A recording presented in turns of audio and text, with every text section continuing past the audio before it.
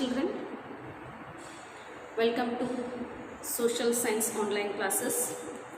Today I would like to start the first chapter of history, that is the advent of Europeans to India.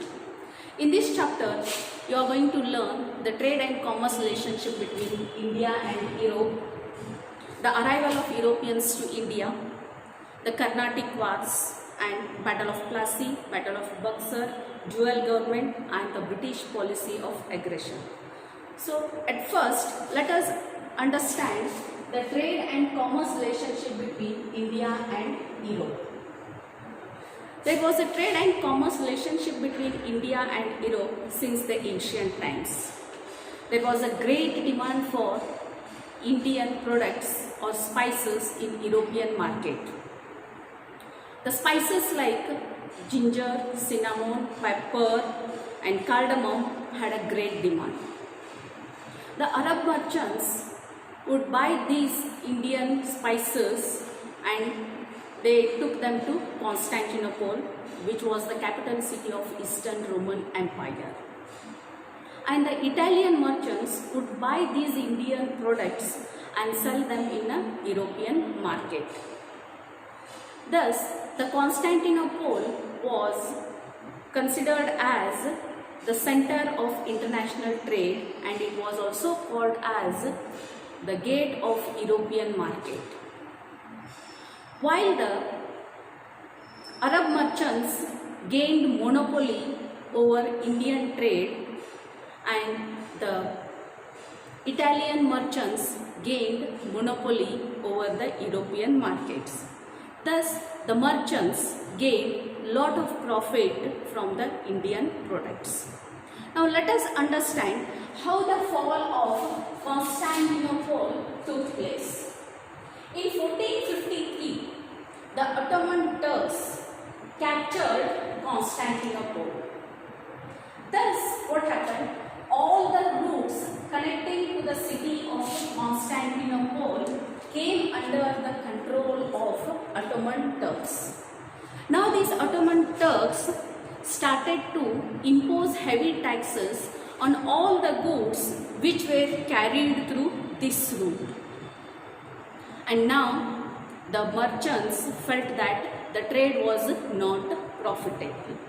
And on the other hand, the Spain and the Portuguese wanted to break the monopoly of Italian merchants in European market.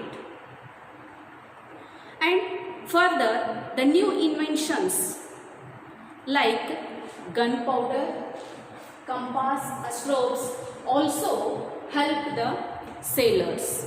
Whereas the Spain and the Portuguese, they encouraged the courageous sailers to discover a new sea route to India. This encouragement and the new inventions helped the sailors for the further venture. As a result, what happened? A new sea route to India was discovered. Vasco da Gama, who left Lisbon and reached Cappadocia near Calicut on east coast of India and reached India in 1498. Thus, he was successful in discovering a new sea route to India. This sea route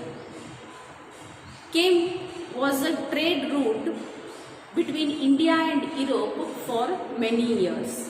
Thus, the Portuguese were the first to re-establish trade between India and Europe. Next, let us understand the European trading companies. With the success of Portuguese, the Dutch, French and English also arrived to India for the trading purpose. These developments not only changed the history of India but also changed the history of European countries. Now let us understand one by one the different trading companies. First is Portuguese. After Vasco da Gama, Portuguese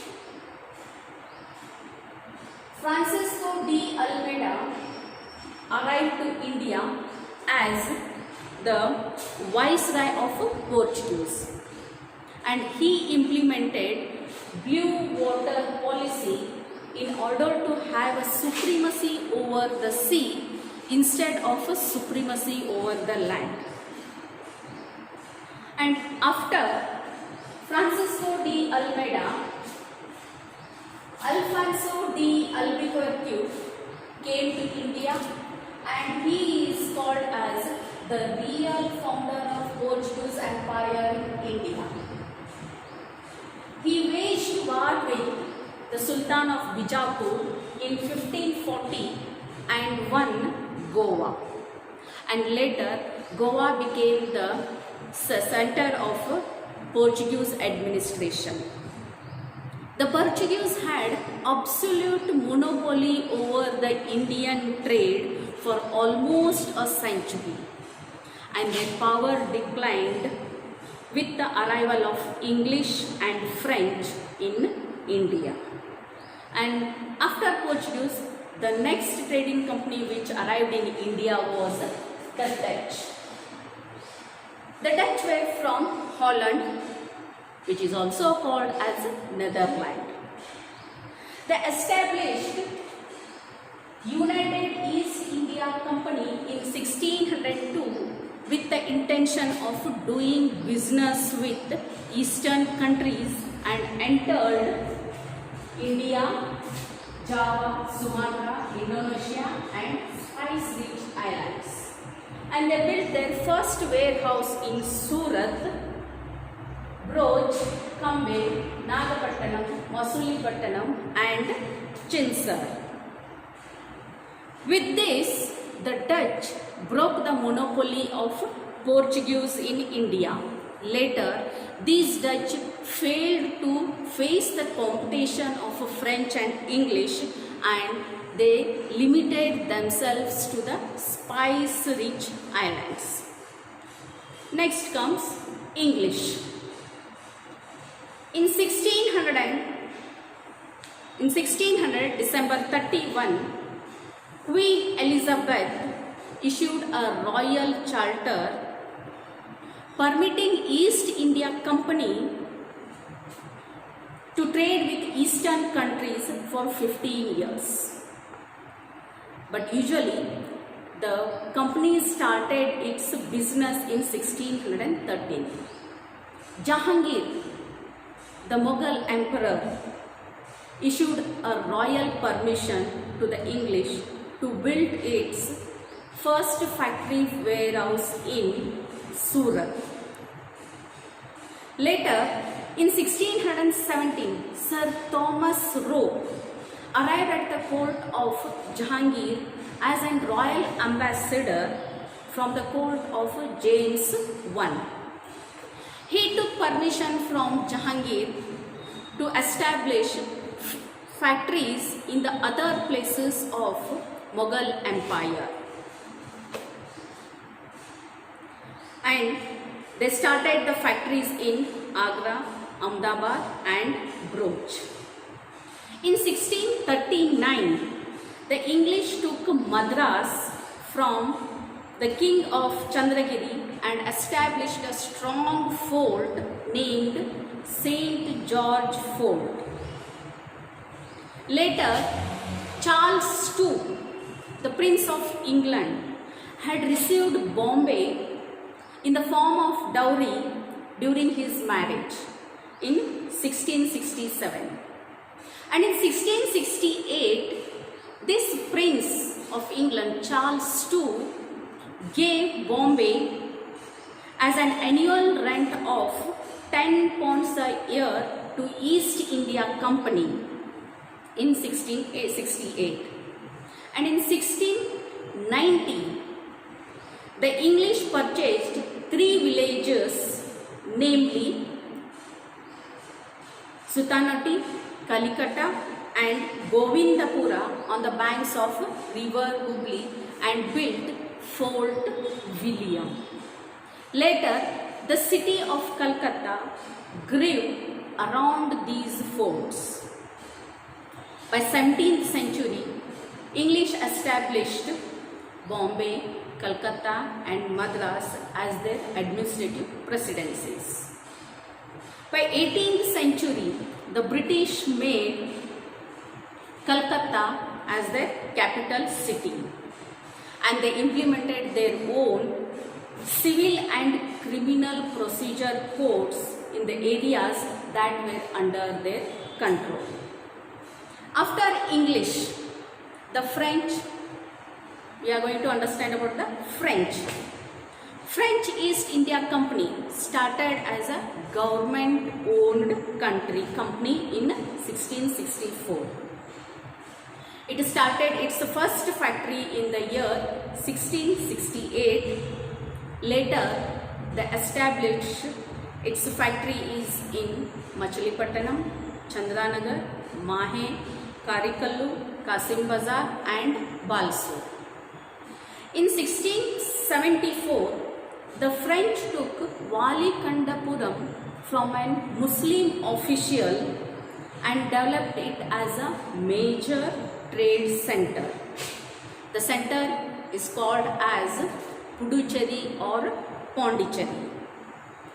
Now, Dupleix. He arrived to Pondicherry as an Governor General of the French. Dupleix had a very high ambition of making French a major power in South India.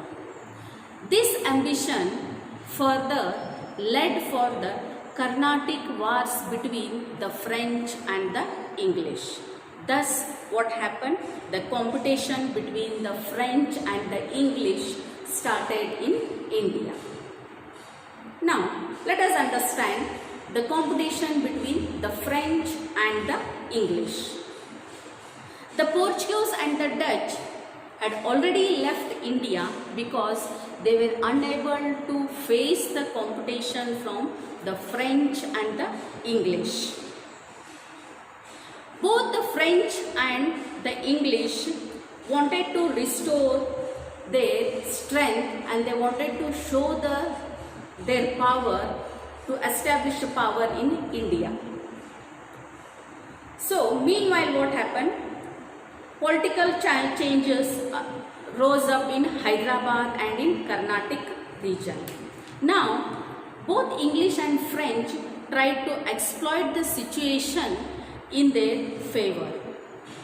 And this led for 3 Carnatic Wars. About these 3 Carnatic Wars, let us study or understand in the next class. Thank you.